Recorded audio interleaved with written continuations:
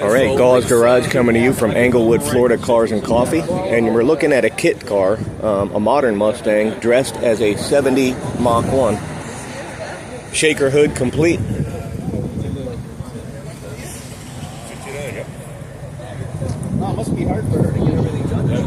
I don't recall seeing any of these in the media. This must be just like a total custom build.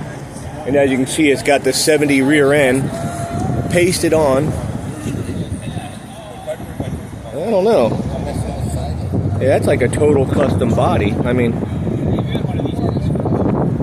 interesting.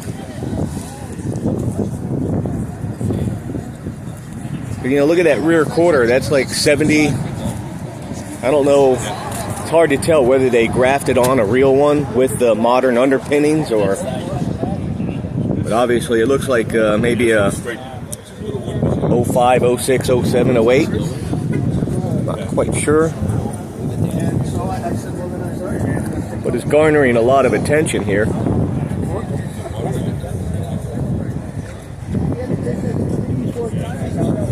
So there you have it.